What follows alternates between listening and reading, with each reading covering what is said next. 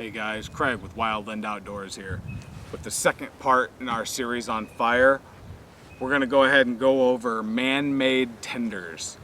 What I mean by man-made tinder is tinder that is not found naturally in nature.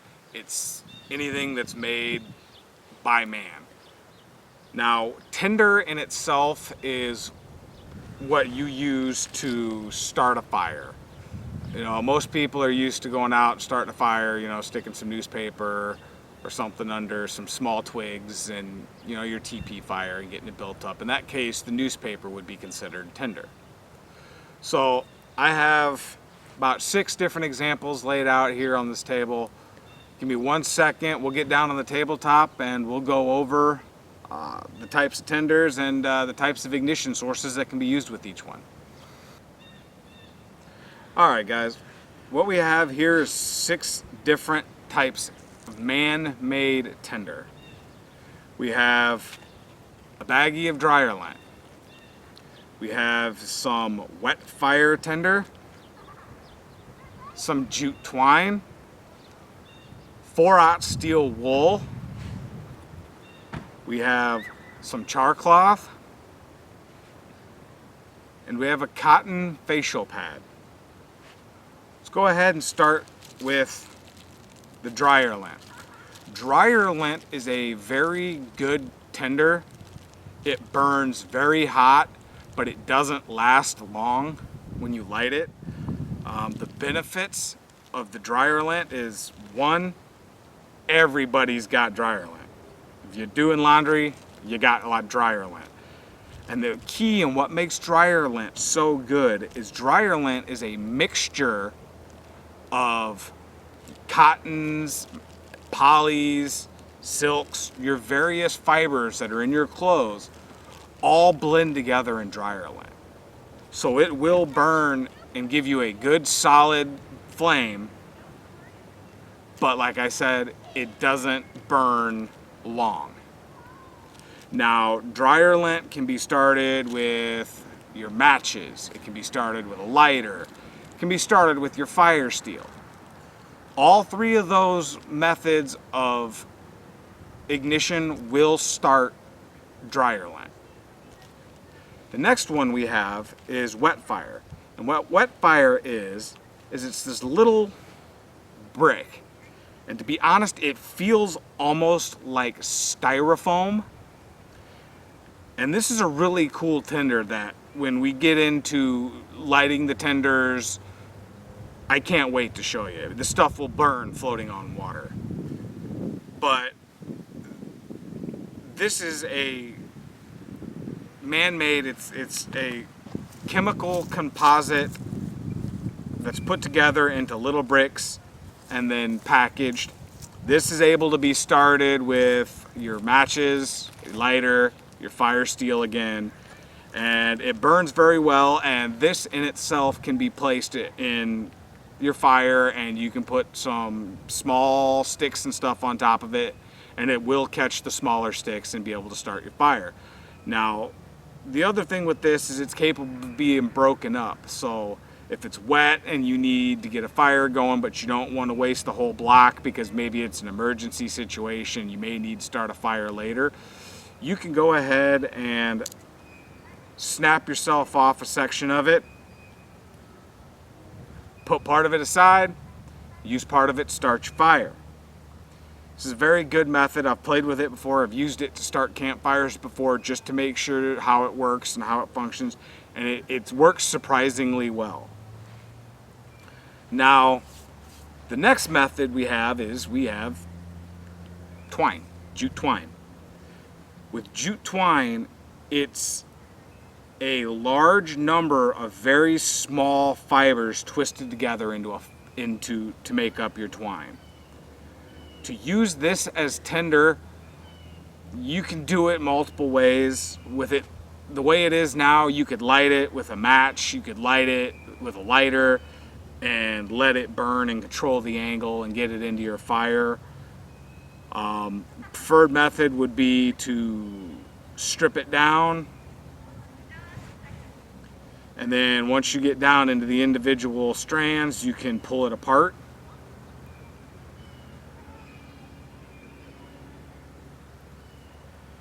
And then once you get a bunch of them together, you can make them into a little bird's nest, as we like to call it.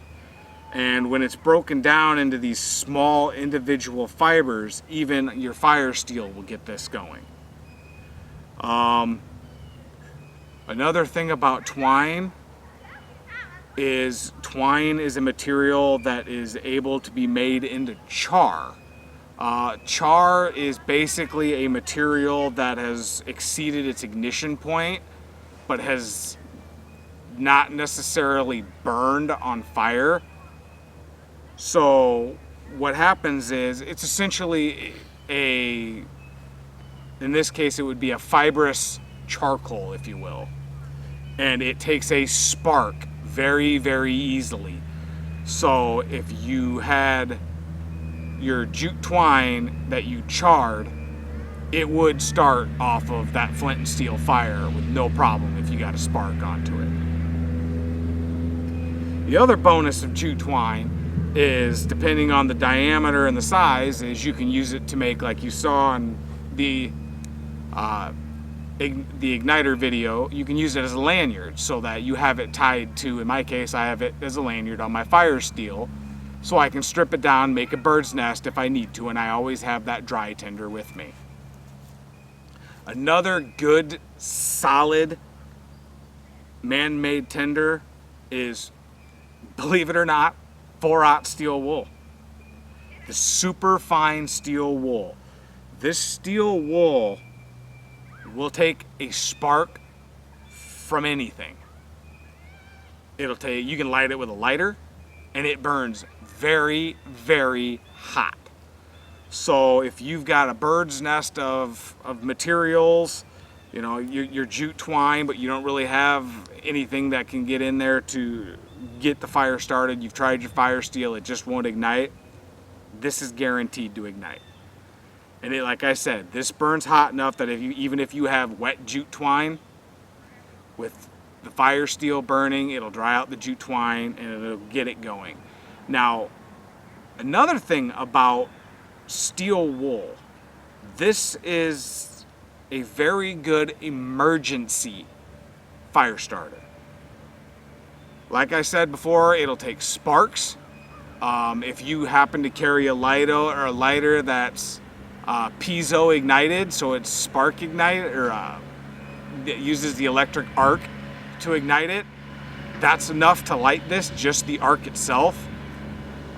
This will light off of any kind of a battery as long as it has a charge to it. Pull a strand off, kind of twist it up a little bit so it's almost, you know, like a wire or a twine. Touch one end to the positive, one end to the negative, and it will start burning.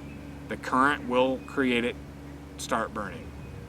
So this is another very good thing to keep on you as a method of being able to get a fire started.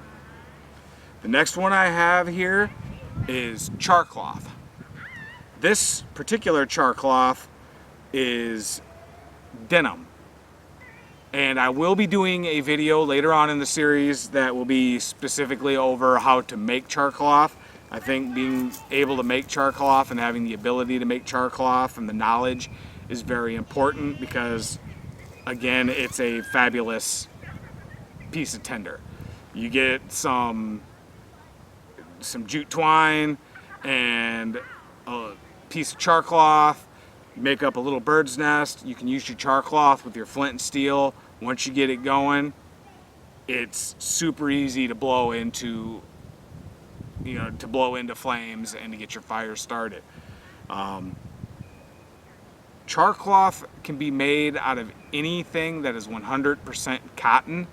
So I highly recommend, if you carry a little tin like this to make char cloth, make sure you've got, a cotton bandana. I don't recommend cotton shirts. They're not really, for emergency purposes and survival purposes, cotton shirts aren't great, but if you're wearing a 100% cotton t-shirt, you sacrifice some of your t-shirt, you can make some char cloth with it. Like I said, you can char twine, you can char even natural tinders.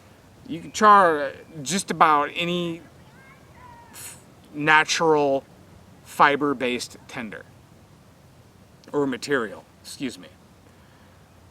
Now, this last one is more a representative of a class than it is anything else. Here I have a cotton facial pad, but this represents cotton as a whole, like cotton balls, even surprisingly enough, even Q-tips. With the cotton, you know, obviously with the pad, the way that it is now when it's state, you could light it with a match, you could light it with a lighter, it's gonna burn. You can pull it apart, and as you see, you can get down, get some pretty good fine fibers in there, and you can light that off with a fire steel and get that lit. You could use this cotton pad, and you can use it and you can make a piece of char material with it. And a lot of these are able to be used with extenders or what I'll call additives, which I'm gonna get into in another video. But you know, an example would be, you know, if you had a facial pad and some petroleum jelly or cotton balls and petroleum jelly, which is very popular. You know, the petroleum jelly helps it burn hotter and burn longer. But I'm planning on getting into that in a whole nother video so I can present different methods and give you guys some ideas. Now, you're putting your kit together, you've already decided, okay, I'm gonna use these sources of ignition, but I want to carry some tinder on me, so I always have some dry tinder. These are some fabulous options. At minimum, you should have a baggie full of dryer lint. Like I said, if you're washing clothes, you've got dryer lint. And believe me, if you tell your wife you're stealing her dryer lint to use in a fire kit, she's gonna give you more than you know what to do with. You know, the jute twine, it gives you a form of tinder, but it also gives you cordage. So you can use it to, you know, if you have enough twine, you can use it to guy off a tarp if you need to, but at the same time, it gives you that ability to start fire. Your 4/0 steel wool, I recommend it. It's good for emergencies because of how easily and the various methods you can take. This is not something I would say absolute have in your fire kit like I would the dryer lint and say the jute twine. Char cloth, I highly recommend carrying char cloth. It is a must-have if you are going to carry a flint and steel. If you're going to carry flint and steel and you want to practice and work with flint and steel, you have to carry some sort of char material or you're not going to be able to get a fire started. So char cloth is a must-have with a flint and steel and is a good way of starting a fire with anything. If you're putting it in an emergency kit, I highly recommend keeping it in a tin. Like this is the bottom portion of a Camel snus tin it's got a small pinhole or a small nail hole poked in the lid to be able to make char cloth. So if you carry your char cloth in this tin, when you run out of char cloth, you still have a method of making more. And then when it comes down to cotton, this is absolutely a must. You know, a package of, I don't know, 250 of these is like $3. And believe me, if you go out and tell your wife, hey, look, I just bought you a bunch of makeup, you know, pads to remove your makeup or to wash your face with or whatever, she's not going to complain. You steal a few, she'll never even notice. Cotton balls, same thing. You can buy a box of cotton balls for $1, maybe $2, and you get a couple hundred cotton balls in there. You know, if you're wanting to put together a very versed Tinder kit, you could throw some cotton swabs or the ear cleaners, Q-tips, in there, and you can actually fluff the cotton off of those Q-tips and use it to start a fire. So I hope you guys got an idea on man-made tinders. This by no means covers the range of tinders that are out there. Like I said before, a lot of people have used newspaper to start fires, and paper is a source of man-made tinder. So I hope you guys learned something, and I hope I gave you guys some ideas for your fire kits. And you know, make sure you get them put together and you put them where you need them, whether it's an emergency kit or whether it's just in your backpack or your camping gear as something to get a fire started when you get to camp. Again, I'm Craig with Wildland Outdoors. If you liked what you saw in this video and it helped you in any way, please subscribe. It shows that the content that we're putting out is helpful and you like what we're doing.